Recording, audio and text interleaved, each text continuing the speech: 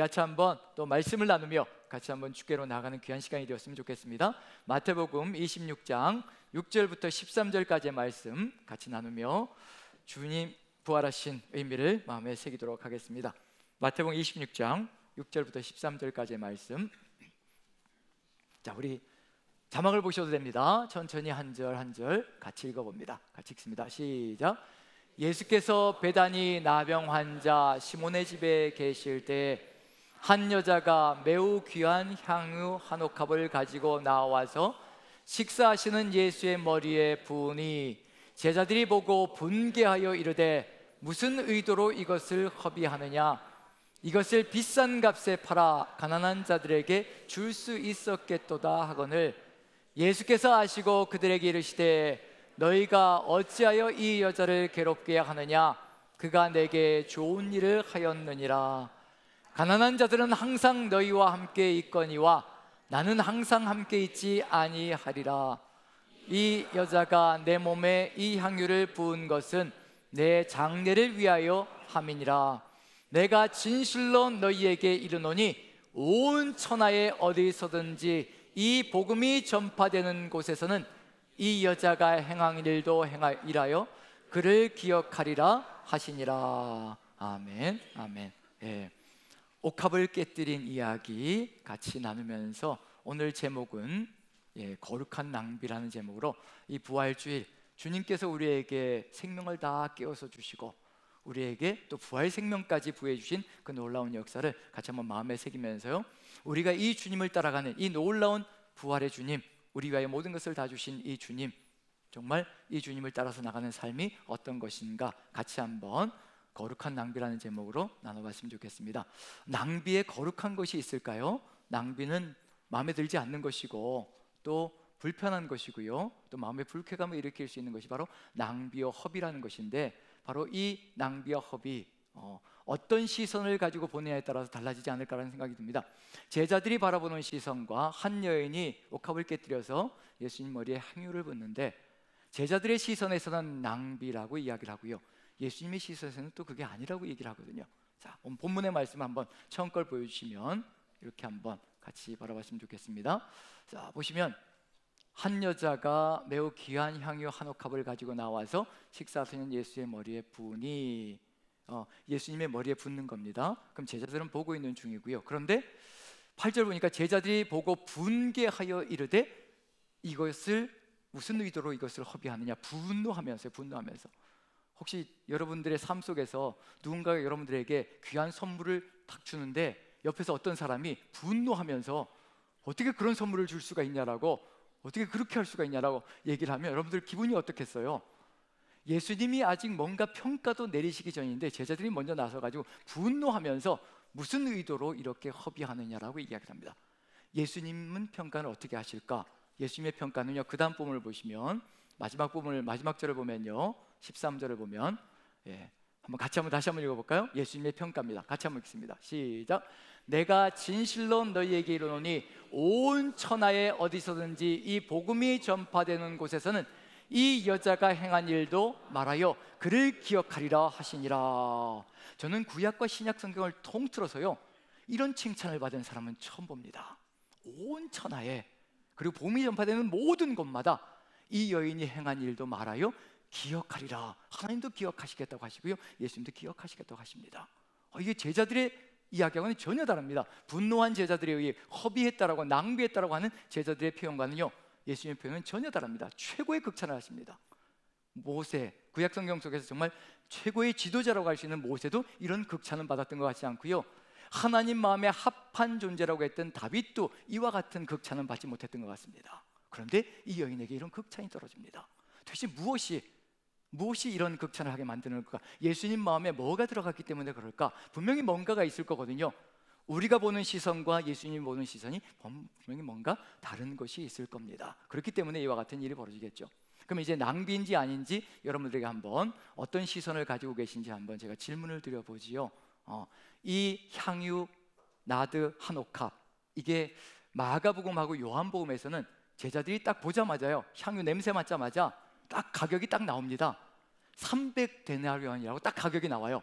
300데나리온 이상 될 것 같다. 이 가격이 정확하게 나오죠. 우리도 그렇잖아요. 뭔가 딱 사건을 보면 저거 얼마 딱 될 것 같은데 그런 평가가 딱 나오죠. 그럼 낭비냐 아니냐가 이제 평가가 나오는 거죠. 300데나리온은 어느 정도일까? 한 데나리온이 노동자 하루의 품삯이라고 얘기한다면요, 300데나리온은 연봉이라고 볼 수가 있는 겁니다. 그러면 작게는 3천에서 5천만 원 정도 되는 돈입니다. 자, 3천만 원에서 5천만 원 되는 돈입니다. 그게 갑자기 깨져서 머리에 쭉 흘러내립니다. 그럼 그걸로 끝나는 거예요. 더 이상 주워 담을 수도 없습니다. 3천만 원, 5천만 원이 일시에 사라져 버리는 겁니다. 자, 그러면 낭비일까요? 아닐까요? 이제 낭비라는 얘기가 이제 곳곳에서 쏟아져 나옵니다. 예, 제자들의 시선, 이제 분노도 하시겠죠? 좀 있으면 분노도 하시겠죠? 이게 정말 우리가 보기엔, 우리 인생의 눈으로 보기에는 3천만 원, 5천만 원이 일시에 그냥 사라져 버리는 거거든요. 어느 누가 보아도 그걸 가지고 정말 좋은 일에 임할 수 있고 다른 사람을 도울 수 있는 수많은 일들이 있을 것 같은데, 죽어가는 사람도 살릴 수 있을 것 같은데, 그런데 제자들의 이 이야기를 뒤로 하고 예수님께서는 온 천하에 어디 있었는지 이 복음이 전파되는 곳에서는 이 여자가 행한 일도 말하여 이 일을 기념하리라라고 말씀해 주십니다. 무슨 의미일까? 가격 때문일까요? 나에게 이렇게 수천만 원을 쏟아부었구나, 정말 고맙다, 그 얘기 때문일까요? 가격 때문이라고 한다면요, 이 여인보다 더 비싼 가격을 치르는 사람들이 상당히 많습니다. 우리의 삶의 여정 속에서도요, 그런 사람들 많거든요. 그리스도인 중에서도 정말 엄청난 액수를 가지고 하나님께 헌신하며 나가는 수많은 사람들이 있습니다. 이 당시에도 예수님 주변에 그런 사람들이 있었습니다. 예를 들면 니고데모라는 사람, 어떤 사람인지 한번 보지요. 이렇게 하나님께, 예수님께 헌신합니다. 요한복음 19장에 이게 기록되어져 있습니다. 예수님께서 십자가에 달려서 죽으셨을 때 그 시신을 내려서 이렇게 장사 지냅니다. 한번 읽어볼까요? 39절부터 42절까지 같이 시작. 일찍이 예수께 밤에 찾아왔던 니고데모도 모략과 침향 섞은 것을 100리트라쯤 가지고 온지라. 이에 예수의 시체를 가져다가 유대인의 장례법대로 그 향품과 함께 세마포로 쌌더라. 예수께서 십자가에 못 박히신 곳에 동산이 있고 동산 안에 아직 사람을 장사한 일이 없는 새 무덤이 있는지라. 이날은 유대인의 준비리요 또 무덤이 가까운 거로 예수를 거기 두니라. 니고데모, 밤중에 한번 찾아왔던 그 니고데모, 예수님의 제자가 된 것 같습니다. 어느 누군가에게도 얘기하진 않았지만요, 심중으로는 예수님의 제자가 되어서 따라다녔고 존중했고 존경했고 그랬습니다. 그래서 예수님께서 이제 죽은 것을 보고 이제 가까이 가서 니고데모도 모략과 침향 섞은 것을 100리트라쯤 가지고 왔습니다. 100리트라가 어느 정도 될 것인가? 한 리트라가 330g 정도 됩니다. 그 여인이 깨트는 옥합, 그것을 무엇이라고 한 리트라라고 얘기할 수가 있습니다. 330g 정도 되는 거거든요. 한 리트라를 깨뜨린 겁니다. 그런데 니고데모는 어떻게 했다는 얘기인가요? 100리트라를 가져왔다는 얘기입니다. 그럼 100리트라면 어떻게 될까요? 300데나리온의 100배가 되는 겁니다. 가격 차이가 그렇다는 거예요. 학자들의 연구에 의하면 3만 데나리온 정도 될 것이다 라고 얘기를 합니다. 그 정도로 니고데모는 공예원으로서 부자, 갑부였다는 얘기거든요. 그래서 이렇게 쏟아부었습니다. 만약에 제자들이 이걸 봤다면 어떻게 될까요? 제자들이 이걸 봤다면 3만 데나리온을 그냥 시신에다 쳐버리는 겁니다. 그럼 어떻게 될까요? 분노가 아니라 노발대발할 겁니다. 당장 그걸 팔아서 어떻게 하겠다라고 아주 노발대발하는 역사가 펼쳐질 거거든요. 그런데 니고데모가 이렇게 예수님께 헌신했는데 예수님께서 부활하신 다음에 네가 한 일이 최고다라고 얘기한 적이 없습니다. 오직 그 여인밖에 없습니다. 이 니고데모가 뭘 한 걸까요? 니고데모는 예수님을 완전히 장사 지내버린 겁니다. 무슨 의미가 있을까요? 부활하실 거라는 것을 믿지를 못하는 겁니다. 어느 누구도 믿지 않았다는 얘기입니다. 그래서 아예 장사를 시키는 겁니다. 왜 향유와 향품을 넣어서 시신을 방부처리해서 넣을까? 유대 땅에서, 이스라엘 땅에서 이 무덤은요, 가족이 함께 씁니다. 그리고 시신을 그냥 땅에 묻는 것이 아니라 시신을 그냥 동굴 속에 안치해 놓는 거거든요. 그럼 시신이 썩습니다. 그런데 동굴문을 닫아놓고요, 짐승들과 이런 것들이 들어가지 못하도록 동굴문을 닫아놓고요. 그런데 가족은 어느 때 언제 어떻게 죽을지 모르는 거거든요. 이 시신이 다 썩어서 깨끗하게 냄새가 안 나는 상태에서 문을 열면 좋겠지만 시신이 썩는 상태에서 또 다른 가족이 죽기 때문에 문을 열고 또 다른 가족을 안치해야 될 때가 있거든요. 그래서 썩는 냄새가 나지 않도록, 또 썩는 냄새가 심각하게 나지 않도록 하기 위해서 저렇게 방부 처리해서 시신을 집어넣습니다. 분명히 니고데모가 한 것은 뭐냐면요, 왕들에게나 하는 장례를 치러줬거든요. 저 정도의 양이면요, 왕들에게 하는 그런 예식입니다. 그 정도의 예우를 가지고 예수님을 장사 지냈습니다. 그런데 무엇이 없느냐면, 그 속에 뭐가 없느냐면요, 다시 살아나실 것이라는 믿음이 없습니다. 그냥 이대로 다 장사 지내버리는 겁니다. 그리고 동분으로 닫아버리고 그리고 끝나는 겁니다. 우리의 삶 속에 이와 같은 역사가 있을 수가 있습니다. 예수님께서 그렇게 끊임없이 내가 고난을 당하고 십자가 지고 사흘 만에 살아날 것이라고 그렇게도 강조했는데도 불구하고 아무도 그 얘기를 듣지 않습니다. 예수님의 말씀에 귀를 기울이는 사람이 없습니다. 한번 생각해 보십시오. 한 여인이 그걸 깨닫고 있는 중입니다. 제자들은 쫓아다니면서 가장 가까이에서 예수님의 그 십자가와 부활에 대해서 계속해서 얘기를 들었거든요. 3번씩이나 얘기하셨습니다. 내가 예루살렘에 올라가면 이렇게 고난을 당하고 채찍에 맞고 그리고 죽임을 당하고 사흘 만에 다시 살아날 것이라 계속 얘기하는데도 아무도 알아먹지 못합니다. 믿지 않습니다. 우리의 삶의 여정 속에서도, 지금 우리의 삶의 믿음 속에서도요, 예수님께서 이미 부활하셨다라고 오늘 부활주의를 이렇게 지키고 있거든요. 최소한 1년에 한 번씩 우리가 부활주의를 지킵니다. 그런데 우리의 삶을 생각해 보십시오.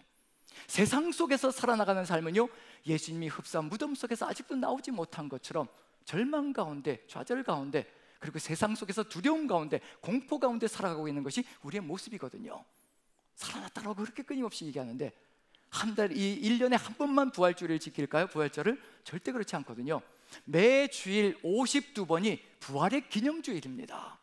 주님께서 부활하신 날을 기점으로 우리가 예배자가 되고 그날을 예배하는 날로 삼아서 주일을 지키는 거거든요. 매 주일이 부활의 기쁨이 가득 들어 차 있는 주일입니다. 1년 52번이거든요. 그것마저도 기억하지 못할까 하여 1년에 한 번 고난주간을 지키고 또 부활주일을 지키며 주의 살아나심을 우리가 이렇게 같이 고백하며 나가는 시간을 갖습니다.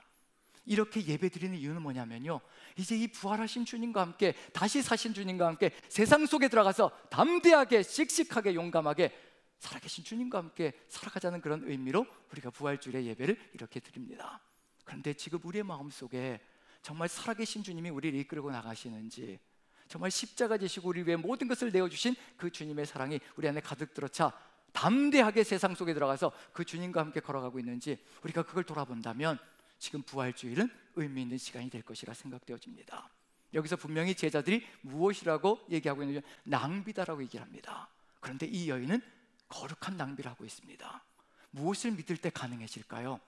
예수님이 죽으신 것이 끝이 아니라 나의 그리스도시라는 겁니다. 기름을 부으셨다, 향후를 부었다는 얘기면 나의 그리스도라는 겁니다. 기름 부음 받은 자가 그리스도고요, 메시아라는 뜻이잖아요. 히브리어 메시아, 또 헬라어 그리스도, 다 기름 부음 받은 자라는 뜻이거든요. 나의 그리스도이시고 나의 메시아라는 뜻입니다. 당신이 나의 그리스도이시고 메시아이십니다. 만약에 죽고 다시 살지 못한다면요, 이럴 필요가 없는 거죠. 죽음으로 모든 것이 끝나는 겁니다. 그런데 이 여인의 심중 속에 뭐가 있었을까요? 우리 주님은 나를 위해 죽으실 것이며 나의 구원자 그리스도가 되실 것이며 또 나를 위해 다시 사실 것이라는 것을 가슴속에 믿는 겁니다. 그렇기 때문에 뭘 할 수 있냐면요, 자신이 가진 모든 것을 다 깨뜨려서 주님께 올려드릴 수가 있는 겁니다. 우리가 예수님이 나를 위해서 모든 것을 다 주셨고 그 영원하신 생명까지 다 부여해 주셨다는 것을 우리가 가슴속에 믿는다면요, 이까지 생명 깨어드리는 것 아무것도 아니라는 얘기거든요. 영원한 것을 주셨는데 내 생명, 내 육신 깨어진다고 해서 산산조각 난다고 해서 사라질 것이 아니라는 얘기거든요. 우리 주님께서 죽은 나사로를, 나흘이 되어서 썩은 냄새가 나는 그 나사로를 나사로야 나오라 하니까 배를 동인 채로 나사로가 나왔다고 얘기합니다.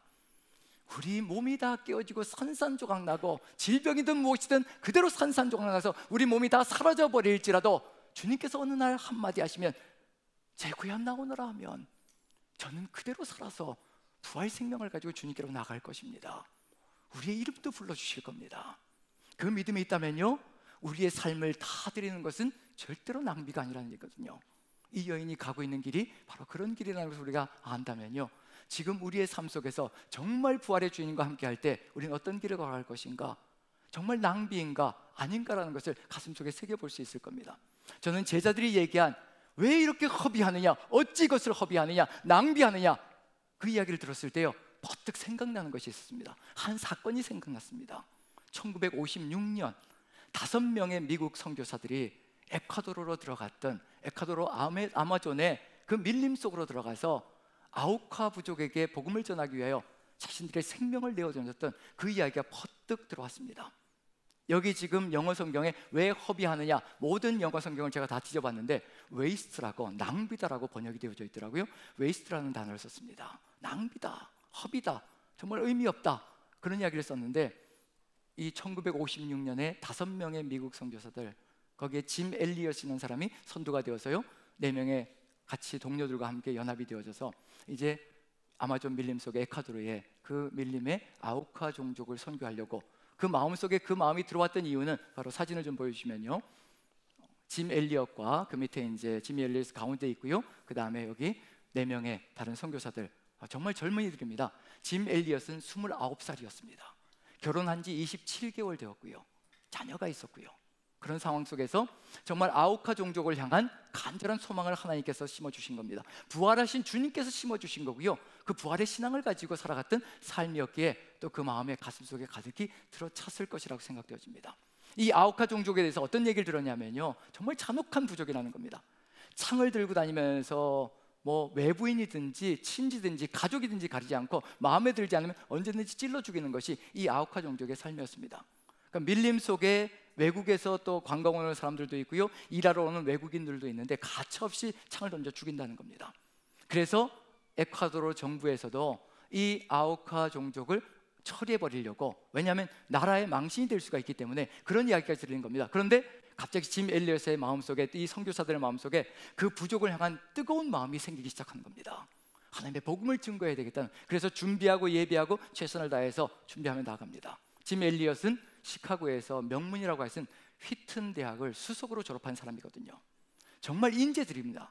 인재들이 모여서 정말 하나님의 복음을 위하여 열정을 불태우며 이제 아우카 종족을 위하여 최선을 다하여 이제 준비하고 나아갔습니다. 그리고 그 부족에게 다가가서 겨우 발견해서, 정말 사는 장소도 찾기가 힘들었는데 비행을 하면서 끊임없이 찾고 또 찾아서 결국은 어디에 위치한지 찾아서 결국 그 종족들에게 나아갔습니다. 그 종족들에게 나아간 지 닷새 만에 모두 다 창에 찔려 죽었습니다. 닷새 만에요. 복음도 증거해보지 못했습니다. 닷새 만에 모두가 다 창에 찔려 죽었습니다. 그들이 가지고 있었던 것이 총 3자루가 있었습니다. 총을 3자루를 가지고 들어간 거예요. 그런데 총을 꺼내서, 창을 던지려고 할 총을 꺼내서 공포탄만 한 발 발사하고요, 그 사람들에게 절대 겨누지 않았습니다. 그 창을 다 받았습니다. 날라오는 창을 다 받았습니다. 그리고 5명이 나중에 발견이 되어졌는데 처참한 몰골로 발견이 되어졌고요, 어떤 사람은 창이 그대로 박힌 채로 시신이 썩어가는 그런 상태로 발견되어진 선교사도 있습니다. 한 명도 남지 않고 처참하게 다 죽었습니다. 그때 시카고에서 모든 신문들과 저널들이요, 뭐라고, unnecessary waste, 이렇게 불필요한 낭비가 있겠느냐, 이렇게 인재들이 한순간에 아무것도 못 해보고 선교를 왜 가느냐, 거기 죽으러 가느냐, 저 인재들이 나라를 위해서 일했다면 얼마나 큰 일을 할 수 있겠느냐, 그런 이야기를 하면서 전부 다 웨이스트, 낭비야, 낭비다라고 얘기를 합니다. 그때 이 짐 엘리엇의 아내인 엘자베스가 이렇게 선언을 합니다. 한번 같이 읽어볼까요? 제가 한번 읽어보도록 하겠습니다. 말씀을 삼가십시오. 낭비라니요, 내 남편의 죽음은 낭비가 아니었습니다. 그는 전 생애를 이것을 위해 준비했던 사람입니다. 바로 이 시간을 위해 살아왔던 사람입니다. 그는 하나님께서 주신 자신의 책임을 수행하고 생애 목표를 달성하고 죽은 행복한 사람입니다. 결혼한 지 27개월 만에 남편을 잃었는데 이렇게 그 아내가 선포를 하고 있습니다. 왜냐하면 그 부인은 알고 있거든요. 엘리엇의 좌우명이 뭐였는지 알고 있거든요. 영원한 것을 얻기 위해 영원하지 않은 것을 버리는 자는 결코 어리석은 자가 아니다. 그것을 입에 달고 살았다고 얘기를 합니다. 영원한 것을 위하여 영원하지 않은 것을 버리는 것은 절대 어리석은 자가 아니다. 눈에 보이는 물질들, 이건 아무것도 아니라는 겁니다. 지금도 살아서 역사하시는 주님, 나를 위하여 생명을 내어 던지신 그 영원하신 생명이 내 안에, 부활의 주님의 생명이 내 안에 있는데 내가 이까지 생명 하나, 이미 이 엘리엇은요, 삶의 여정 자체가 이미 순교자의 삶이었습니다. 그리고 이미 날마다 죽는 삶이었다는 얘기거든요. 그렇기 때문에 5일 만에 죽든지 100일 만에 죽든지 그것이 상관이 아니라는 겁니다. 부인은 그것을 깨닫고 있었다는 얘기거든요. 하나님의 일을 위하여 모든 것을 다 내어 던진 사람이니 절대로 낭비가 아니라는 겁니다. 그리고 그 정신을 이어받아 부활하신 주님 영원한 생명을 가슴에 품고 살아갔던 이 정신을 이어받아 이 5 선교사들의 아내들과 자녀들이 2년 뒤에요 그 지역으로 다시 들어갑니다. 남편들을 죽였던 그곳으로 같이 들어갑니다. 그리고 복음을 증거하기 시작합니다. 그리고 아오카 종족들이 마음속에 의문을 가지고 있었던 것이 있으며 창을 던졌던 사람들이 어떻게 총을 가지고 있었는데 왜 창을 다 받으면서 그 창끝을 다 받으면서 왜 총을 쏘지 않았을까 의문을 가지고 있었거든요. 근데 이 선교사의 부인들이 그걸 전하는 겁니다. 우리가 믿는 하나님께서 자기 아들을 우리를 위해서 보내시고 그 창과 못을 다 받게 하시고 우리의 죄를 용서해 주셨다, 그걸 얘기한 겁니다. 그랬더니 이 사람들이 생각나기 시작하는 겁니다. 그들이 총을 쏘지 않고 그 창을 다 받은 것이 바로 예수님의 이 사랑으로 자기들을 사랑하기 때문에 이곳에 와서 복음을 증거했다는 것을 가슴에 깨닫기 시작합니다. 그들에게 전율이 일어나기 시작하고요 복음을 받아들이기 시작합니다. 모두가 세례받는 역사가 펼쳐지기 시작합니다. 하나님의 역사거든요. 부활의 주님이 아니라면 이런 일이 벌어질 수가 없습니다. 그리고 지금은 100여 개의 교회가 거기에 세워져 있고요 그 자녀들이 자기를 죽인 아버지의 원수들이 있는 그곳에서 한 사람 한 사람을 주님의 사랑으로 품고 녹여서 그리스도인으로 세워가는 그런 역사가 지금도 펼쳐지고 있는 중입니다. 무슨 의미일까요? 어느 누구도 낭비라고 얘기하실 수 없을 겁니다. 절대로 낭비가 아니거든요. 하나님과 함께 하나님의 뜻을 받들며 걸어가는 그 모든 길은 절대로 낭비가 아닙니다. 하루 만에 죽든 이틀 만에 죽든 그것이 상관이 없다는 얘기거든요. 그리고 이 상황 속에서 이렇게 복음이 증거되기 시작하자, 그리고 아오카 종족들이 예수 그리스도를 믿고 회심하기 시작하자 이제 달라지기 시작합니다. 낭비다라고 떠들었던 사람들이 이제 뭐라고 영웅시하기 시작하는 겁니다. 어떻게 될까요? 이 영웅시하는 소리를 듣고 또 이 엘리자베스라는 짐 엘리엇의 아내가 이 하나님의 전능자의 그늘이라는 책에서요 일침을 가하기 시작합니다.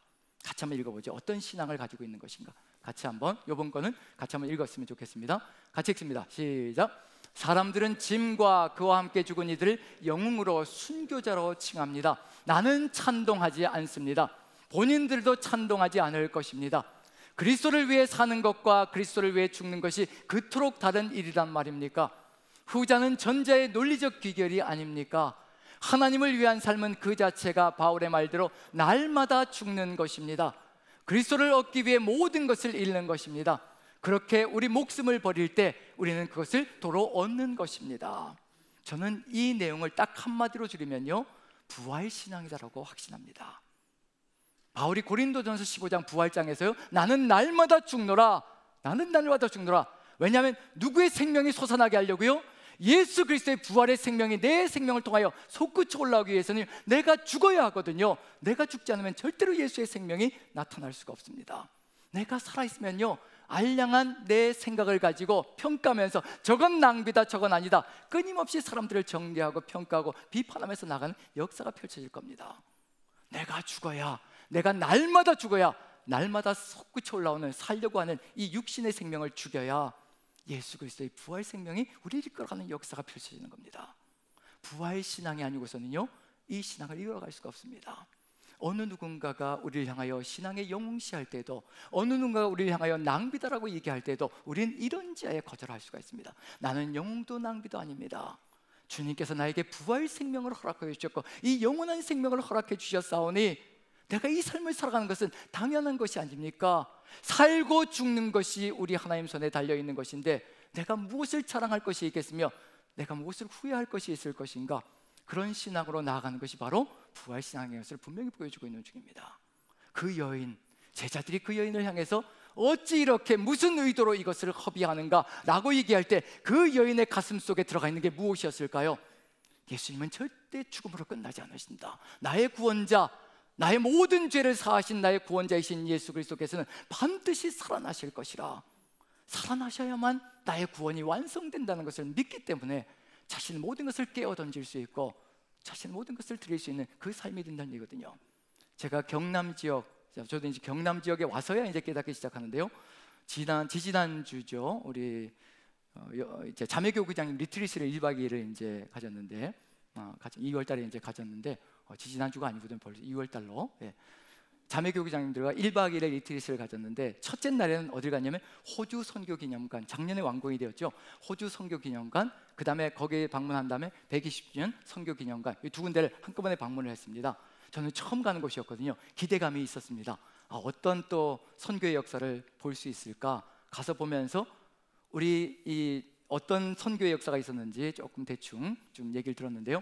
선교사님들이 세계 각국에서 들어오는데 이 지역을 뭐 한꺼번에 다 같이 들어가면 다 서울 지역으로만 가려고 할 테니까 이제 선교사, 세계적인 선교사님들이 다 들어와서 이제 협의를 해가지고 지역을 나눠가지고 각 나라별로 맞는 지역을 담당을 하자. 그렇게 해서 경남 지역이 분배가 되어진 것이 호주에 분배가 되어졌습니다. 호주 선교사님들이 이제 경남 지역, 우리 지역을 이제 맡게 된 거죠. 그래서 1호 선교사로 조셉 헨리 데이비스라는 선교사님이 들어왔습니다. 1호 선교사죠. 어떻게 호주 멜버른에서 배를 타고 출발해가지고 일본을 거쳐서 부산항으로 들어오는데 42일 동안 배로 타고 들어왔습니다. 짧은 시간이 아니죠. 42일이면 정말 몸 약한 사람은, 저 같은 사람은요 아마 중간에 죽었을 것 같아요. 그걸 견디지 못하고. 그 여정 무엇 때문에 왔을까요? 예수님께서 부활하지 않으셨다면 절대 움직일 수도 없는 일입니다. 주님이 부활하셨기에 그런 일이 벌어진다는 얘기거든요. 그 부활의 주님의 그 사랑과 신앙을 가지고 40일 동안 배를 타고 부산항으로 도착했습니다. 그리고 부산항에서 서울로 가가지고요 5개월 동안 한글과 한국 문화를 익혔다라고 얘기를 합니다. 그래야 이제 선교할 수 있으니까 말을 익혀야 되니까. 그래서 5개월 동안 올라가서 한글과 한글 문화를 익히고, 그 다음에 이제 서울에서 부산으로 내려오려고 20일 동안 도보로 내려왔다고 합니다. 도보로 내려오는데 병이 들었습니다. 풍토병이 든 거죠. 그래서 부산에 도착하자마자 그 다음날 돌아가셨습니다. 순직하셨어요. 아무것도 해보지 못하고요, 말 한마디 해보지 못한 겁니다. 복음 한번 전해보지 못한 거예요. 그리고 순직을 했습니다. 저는 이것이 낭비가 아닐까라고, 세상 사람들 얘기할 때는 이건 낭비다, 호주에서 40일 동안 와서 5개월 동안 한글 배우고 문화 배우고 그렇게 노력하고 애써가지고 도착하자마자 그 다음날 풍토병으로 죽는다면 이게 무슨 선교냐, 낭비다라고 얘기할 겁니다. 그런데 그렇지 않다는 얘기거든요. 우리 하나님께서, 부활하신 주님께서 이걸 사용하십니다. 주님이 사용하시면 절대 낭비가 아니거든요. 그 이야기를 호주에서 듣습니다. 데이비스 선교사가 이렇게 가서 정말 열정을 가지고 나아가 복음을 제대로 전거하지 못하고 순직을 하였다. 호주에 퍼지기 시작합니다. 그 이후로요 126명의 호주 선교사들이 차례차례 경남 지역으로 들어옵니다. 그래서 이 경남 지역이 복음화가 되어지고요, 그리고 학교가 생기고 교회가 생기고 병원이 생기는 역사가 펼쳐졌습니다. 절대로 낭비가 아니라는 얘기입니다. 결코 하나님께서는 하나님을 위하여 죽어가는 그 생명 절대로 버리지 않을 것이라는 거, 그걸 분명히 보여주고 있는 중이거든요. 우리의 삶의 여정 속에서도 낭비라는 것은 절대 없습니다. 정말 낭비는 없습니다. 우리 하나님께서, 부활의 주님께서 우리에게 명령하시고 이끌어 나가실 때, 함께 하시며 이끌어 나가실 때 거기에 응답할 때 어떤 역사가 펼쳐질 것인가, 제가 전에 한번 간증을 드린 적이 있죠. 제가 남산교회로 내려오면서 전세금 받았던 거, 전세자신지요, 현찰 전재산, 그걸 다 이렇게 정말 친지가 어렵고 힘들다 그래서 다 한꺼번에 드린 적이 있습니다. 근데 요 근래에 이런 이야기를 장모님께로부터 듣습니다. 어떤 이야기냐면요, 그 친지가 계속 장모님을 이제 방문하니까요, 얘기를 나누면서 그때쯤 해가지고 이 친지가 이제 연명치료 안 하겠다는 서약을 했다고 하고요. 그러면서 점점 나오는 소리가 뭐냐면 자살을 결심했었구나라는 소리를 들었다는 얘기입니다. 그럼 결국 무슨 얘기일까요?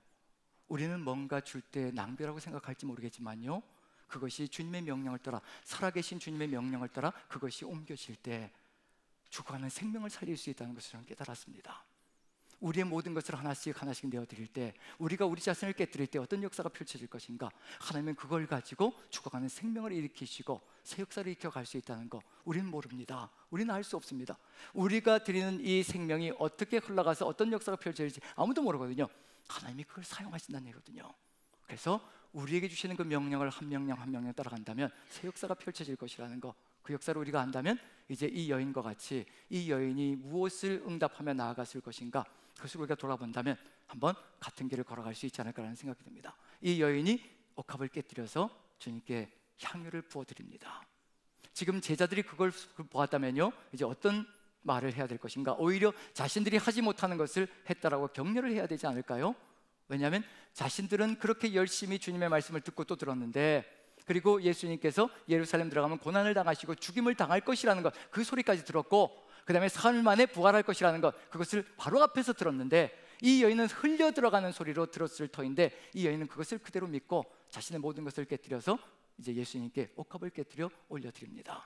이 여인이 깨달았던 건 뭐냐면요, 예수님께서 부활하실 것이기에 지금 이 순간만이 예수님께 기름을 부어드릴 수 있는, 나의 메시아로 나의 구원자로 지금만이 기름을 부어드릴 수 있는, 향유를 부어드릴 수 있는 유일한 기회라는 것을 이 여인은 깨달았다는 겁니다. 다른 사람 어느 누구도 깨닫지 못했습니다. 향유를 준비한 사람들은 상당히 많습니다. 니고데모도 준비했고요, 또 수많은 여인들도 향유와 향품을 준비했습니다. 한번 살펴보죠. 같이 한번 읽어볼까요? 자, 누가복음 23장 55절 56절 같이 한번 두 절을 읽어봅니다. 같이 시작. 갈릴리에서 예수와 함께 온 여자들이 뒤를 따라 그 무덤과 그의 시체를 어떻게 두었는지를 보고 돌아가 향품과 향유를 준비하더라. 계명을 따라 안식일에 시더라. 예수님께서 죽으신 것을 보고 향품과 향유를 준비하기 시작합니다. 바를 수 있을까요? 바를 수 없을까요? 무엇을 깨닫지 못하고 있는 중이냐면요, 예수님께서 부활하신다는 얘기를 듣지 않은 겁니다. 그 이야기를 듣지 않은 겁니다. 부활의 주님에게는 향유를 바를 필요가 없습니다. 부활하실 것이니까요. 근데 이 여인들이 향품을 준비하고 향유를 준비했다. 무엇일까요? 완전히 장사 지내버리려고, 자신들이 사랑하는 그 주를, 자신들이 사랑하는 그 왕을 장사 지내버리려고 향품을 준비하고 향유를 준비했습니다. 다시 부활한다는 것은 생각지도 못하고 있는 중입니다. 1절, 2절, 3절 같이 한번 읽어보죠. 시작. 안식 후 첫날 새벽에 이 여자들이 그 준비한 향품을 가지고 무덤에 가서 돌이 무덤에서 굴려 옮겨진 것을 보고 들어가니 주 예수의 시체가 보이지 아니하더라. 시체에게 향유를 바르려고 들어갔는데 시체가 보이지 않습니다. 부활한 주님이 있다는 것을 깨닫지 못하고, 부활하실 것이라는 것을 인식조차 못하고 있고 믿지 못하고 있는 중입니다. 유일하게 한 여성만이 예수님께 향유를 부어드린 유일한 존재가 되었습니다. 예수님께서 기뻐하시는 이유가 뭘까요? 아신다는 겁니다. 안다는 겁니다. 내 마음을 다 알고 있고 내가 한 말을 액면 그대로 믿고 있다는 것을, 그대로 인정하고 있다는 것을, 깨닫고 있다는 것을 아버지께서, 또 우리 주님께서 아신다는 겁니다. 지금 우리의 삶 속에서 하나님을 가장 기쁘시게 할 것이 무엇인가? 부활의 주님을 가장 기쁘시게 할 것이 무엇인가? 주님께서 말씀하신 것을 액면 그대로 믿고 그것을 그대로 따라가는 그 삶이 우리 주님을 가장 기쁘게 하며, 그리고 이 여인을 향하여 뭐라고 얘기할까요? 온 천하에 다니며 이 복음이 증거되는 곳마다 이 여인이 행한 일도 말로 기억되리라 라고 분명히 말씀해 주셨거든요. 여기에 뭐가 들어가 있나요? 이 복음이 증거되는 곳마다 이 여인의 행적도, 이 복음, 이 여인만이 복음을 정확하게 깨닫고 있었다는 것, 예수 그리스도께서 십자가 지시고 우리 위해 모든 것을 내어주실 것이며, 그리고 사흘 만에 부활하실 것이라는 것, 복음은 바로 십자가와 부활입니다. 이 두 가지가 하나로 합쳐져야 복음이 되고요, 한 가지만으로는 절대 복음이 될 수가 없습니다. 이 복음이 증거되는 것, 이 여인이 행한 일도 같이 기억되리라. 지금 우리의 삶 속에서 역시 마찬가지입니다. 세상 사람들이 낭비라고 얘기할지라도, 그렇게 살면 안 된다라고 얘기할지라도, 오직 부활하신 주님께서 우리와 함께 하신다면요, 우린 주님과 함께 우리의 모든 것을 다 내어드려서 주님의 뜻을 받들며 나아가는 것, 그것이 우리의 삶이 될 때 이 복음이 증거되는 곳마다 우리의 이야기도 함께 기억될 것이라는 것을 마음에 새긴다면요, 우리 주님이 우리에게 주신 확신이 있습니다. 우리가 우리의 모든 것을 내어드릴 때 우리 주님께서는 우리에게 어떤 길을 열어가실 것인가, 한번 마지막으로 읽고 마치도록 하겠습니다. 로마서 8장입니다. 33절부터 39절까지 우리 주님이 어떤 분이신지, 이 주님이 지금 우리와 함께 하시면 우리는 어떤 삶을 살아갈 것인가, 같이 한번 읽고 마무리 짓겠습니다. 같이 읽습니다. 시작. 누가 능히 하나님께서 택하신 자들을 고발하여 의롭다 하신 이는 하나님이시니 누가 정죄하리요? 죽으실 뿐 아니라 다시 살아나신 이는 그리스도 예수시니 그는 하나님 우편에 계신 자요 우리를 위하여 간구하시는 자시니라. 누가 우리를 그리스도의 사랑에서 끊으리요? 환난이나 곤고나 박해나 기근이나 적신이나 위험이나 칼이랴. 내가 확신하노니 사망이나 생명이나 천사들이나 권세자들이나 현재일이나 장래일이나 능력이나 높음이나 깊음이나 다른 어떤 피조물이라도 우리를 우리 주 그리스도 예수 안에 있는 하나님의 사랑에서 끊을 수 없으리라. 아멘. 지금 이 시간에 이 사랑이, 부활의 주님과 함께하는 이 사랑이 지금도 우리와 함께하며, 우리가 어떤 고난에 처해 있을지라도 우리 주님께서 끊임없이 우리를 위하여 간구하시며 우리의 삶을 이끌어 가신다는 것을 믿고, 어떤 절망 속에서도 오직 주님만 바라보며 나아가는 저 여러분들 되시기를 간절히 축원드립니다. 우리 같이 한번 기도했으면 좋겠습니다. 오직 주님께서 함께 하셔서 우리의 삶을 이끌어 주시옵소서. 살아계신 주님만 바라보게 도와주옵소서. 무덤에 계신 주님이 아니라 우리의 직장에서도 살아계신 주님을 보게 도와주옵소서. 우리의 가정에서도 살아계신 주님이 역사하신다는 것을 보게 도와주옵소서. 우리가 걸어가는 길마다 살아계신 부활의 주님께서 우리의 삶을 이끌어 가신다는 것을 믿고 확신하며 걸어가게 도와주옵소서. 다 같이 한 목소리로 기도합니다. 사랑의 하나님, 우리 주님께서 함께하여 주시어서 우리가 걸어가는 길마다, 우리가 살아가는 길마다, 우리가 머무는 곳마다 오직 살아계신 주님의 역사, 부활의 주님이 함께 하심으로 우리가 옥합을 깨뜨려 우리의 삶을 깨뜨려 온전히 주님께 드리는 거룩한 낭비를 이루어가게 도와주옵소서. 아버지, 우리가 주님께 온전히 다 드리기를 소망합니다. 이것이 바로 복음이며 이것이 바로 우리에게 주신 가장 복된 소식임을 우리가 믿기에 그 삶을 살아가기를 간절히 소망합니다. 여기 모이신 모든 형제 자매님들, 그 삶으로 자신의 모든 것을 깨뜨려 주님께 올려드리는 귀한 삶으로 주님과 함께 승리케 도와주시옵소서. 이 모든 말씀 우리 구주 예수 그리스도 귀하신 이름 받들어 기도하옵나이다.